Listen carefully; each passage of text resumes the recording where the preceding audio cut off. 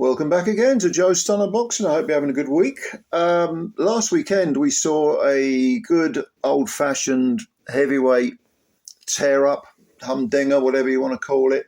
We had two big guys, Chisora and Joe Joyce, knocking chunks out of each other, big lumps, lots of thudding punches, speedy overhands from Derek, and those thudding cement punches from Joyce, and of course, great fight. And, won. Of course, it was Derek. But this weekend, coming up, we may have another great heavyweight fight. Don't sleep on this fight, because I think it's going to be a good one. It's between Jared Anderson of the United States and Martin Bakole, who is originally from the Democratic Republic of Congo and now resides in Airdrie in Scotland, of all places. Now, Bakole is 32 years old. He's 6'6", and he's a very, very big man. In his last fight, he weighed half a pound under 300 pounds, which is too much. I mean, he was out of shape. That was against Carlos Takam, who is normally very durable, but got stopped in the fourth round.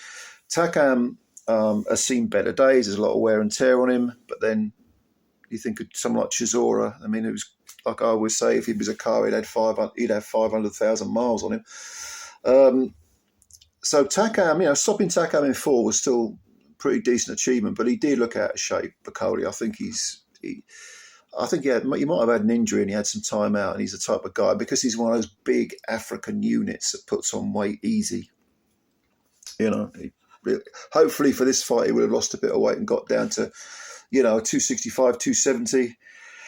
Now, Jared Anderson, 2 inches shorter, and what is he, eight years younger, because he's 24 still, only 24, whereas Bakole's 32. Anderson has 17 wins, no draws, no defeats, and 15 by KO. Bakole has a similar-ish record, 20 wins, 15 by KO, but he does have a defeat on his record, and that defeat was to Michael Hunter back in 2018. What happened to Michael Hunter? His career's just promised a lot and it sort of disappeared, didn't it? Shame. But Bakole had an injury in that fight.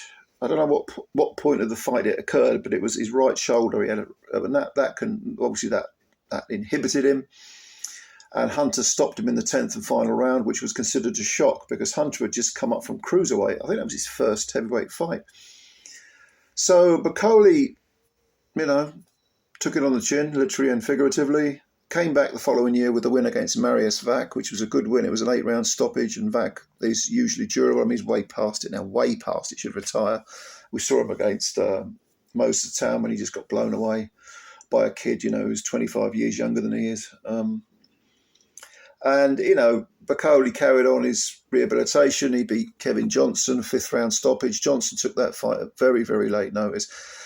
And in 2020, he bumped into Sergei Kuzmin. Now, I thought Kuzmin won this fight. All right, it was a unanimous decision for Bakole, but I was shocked by the unanimous decision. I thought Kuzmin won this fight and actually outboxed Bakole, as Michael Hunter had done for much of their fight, even ignoring the shoulder injury.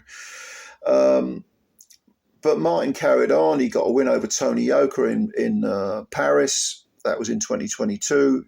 Majority decision, should have been unanimous. Yoka didn't get a look in that fight.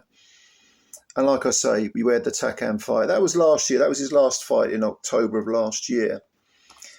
Now, Anderson, like I say, 8 years younger, from Houston, Texas. I think he's from Ohio, and he resides in Texas or something like that.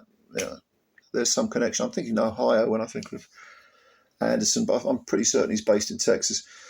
In the past, in fact, quite a few years ago, he said, look, I don't really like boxing. I don't really follow it. I'm just good at it. So I want to get my world title, make my money, and get out of the game by the time I'm 27. So we've got 3 years to do it. And he's quite an eccentric character. There was a video of him, I think, with Roy Jones, where he was becoming quite emotional, and he got in trouble with the police, I think, for it was a DUI or a speeding thing. He took the police on a wild goose chase. Nothing serious, but you've got to wind your neck in, otherwise it can get out of hand. So he's kind of an eccentric guy, which suggests he's not the most emotionally stable of people. But if you look at his record, his last fight was against Riyad Mehri, who himself was coming off a good win over Tony Yoka. It was a boring fight, a very, very boring fight, and Anderson looked uninspired. Mehri barely threw a punch. It was a terrible performance from him. But Anderson weren't a great deal better, and he won almost all the rounds, or maybe all of them. I can't remember. It was either a whitewash or very close to it. And before that, he stopped Andrei Rudenko in 5 rounds. But before that, in 2023, he stopped Rudenko in 2023. But in the same year prior to that, he stopped. No, he didn't. He went the distance with Charles Martin and won a unanimous decision. But that doesn't really tell the whole story, because Charles Martin, who's known for being knocked flat by Anthony Joshua in a couple of rounds, is actually a better fighter than that result indicated. And Martin was floored in round 3, but came back to actually, I wouldn't say he hurt Gerald Anderson, but he did clip him a couple of times. And there was a sort of air of surprise on Anderson's face, but he didn't panic, which I thought was good. He actually took the punch and just carried on. Now, if you look at Anderson's previous, I think he had maybe 5 or 6 fights in a row, which were won in the second round. And then he went a round later into the third and stopped George Arias. And then he fought Martin. So he needed those rounds, those 10 rounds. But he was kind of used to having his own way, just wiping the floor with everyone. You know, Jerry Forrest was one of them. And there were all these second round knockouts in a row. So he's clearly got power, but of course you need experience. You know, he's a young fighter. I mean, if you look at someone like Moses Atama, tremendous talent, but needs the rounds. The question is, where's he going to get them? I think Charles Martin would be a very good opponent for Moses Atama. And the fact is, he gave Anderson 10 good rounds. In the last round of that fight, he was putting it on Anderson. And again, I was quite impressed in the sense that even though that was new territory for Anderson, and the fact he had to navigate his way through a few moments, you know, where the waters were getting a bit choppy, he did it quite well. Now, if you contrast that with Bakole, you see, I didn't like Bakole's performance against Michael Hunter, not because he was being outboxed, but because although he was injured, I accept he's injured. A lot of people have been injured in boxing rings, and they've carried on and managed to sort of work their way through it. I always think of Muhammad Ali. He had his jaw busted in the second round against Ken Norton and went the distance. And there have been fighters who fought with broken hands, busted eye sockets, and, you know, like Inoue when he beat Donaire for the first time, he had a broken eye socket, still managed to put Donaire on the floor and beat him. And Donaire, of course, himself was a tremendous fighter, great Hall of Fame fighter. I didn't like the way that Bakole reacted to being injured and when Michael Hunter was outboxing him and putting him on it. And I certainly didn't like his lack of imagination in the Sergey Kuzmin fight. I think those 2 fights are quite telling.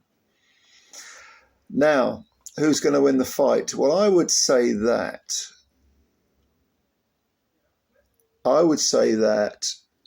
Anderson has the better skills. Even though Bakole can box reasonably well, Anderson, as well as being a puncher, they both got power. Anderson's power is more laser-like, straighter punches, more technique to it.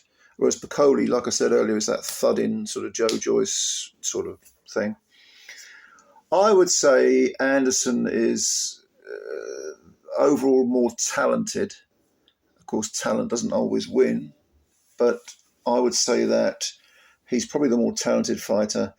I looked on BoxRec earlier to see if this was a 10-round fight or a 12-round fight, and it wasn't listed. There was just a question mark there. Over 10 rounds, I would say Anderson wins either on points or stoppage in the sort of 9th, 10th, maybe. If it was a 12-round fight, I would definitely pick Anderson to win by stoppage.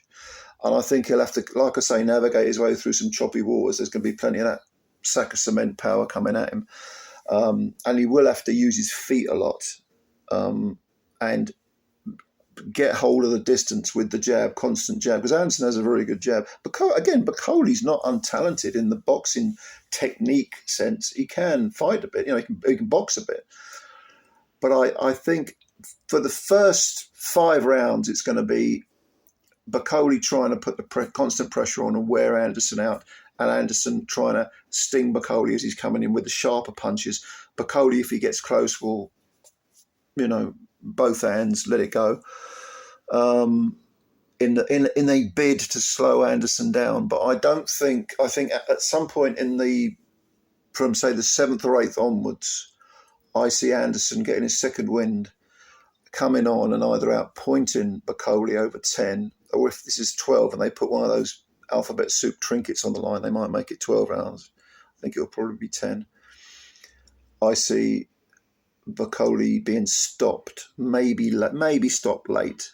But I'm going to go for a points win for Anderson, for Jared Anderson. I think that is probably the most likely scenario.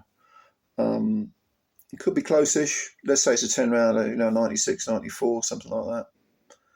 97, 93 tops at the most. It could be a majority decision. It wouldn't surprise me at all, or a split even. You just don't know, do you? But yeah, I mean, by the way, this is a very, very good card. It's headlined by the Israel Madrimov versus Terence Crawford fight, which is a very good matchup, I think, very intriguing matchup. You got David Morrell on there against Kaladzik. That's for a WBA light heavyweight belt, which I think is vacant. Pitbull Cruz, Isaac Cruz, he's fighting Jose Valenzuela. Who else is on there? Andy Cruz is on there, isn't he? I can't remember. Antonio Moran. There's a few others as well. It's a good card. Not the great card that Eddie Hearn says it is, the greatest card ever. I mean, it's sort of not Eddie Hearn talking absolute nonsense, of course, and he knows it. Oh, Andy Ruiz is fighting Gerald Miller on there as well, isn't he? Oh, yeah, Battle of the Fatties. Yeah, but it's a good card. But anyway, for this particular fight, I'm picking Jared Anderson over 10 rounds to outpoint Bakole. I think Bakole's a bit too slow. Anderson has got enough skill to keep him off. And I think it will be a huge learning fight for Anderson, who, again, is still only 24 years old. So that's my spiel for today. What do you think? Do you agree with me? Do you disagree? Comments below, as always. Please subscribe to the channel if you're new, and hit the like button as well, because it helps us out, and we want to build the channel up, and it's your channel as much as mine. If you ain't watching these videos, what's the point of it? It's like an echo chamber. I don't want that. Yeah, thank you very much, and I'm looking forward to reading your comments, and bye for now.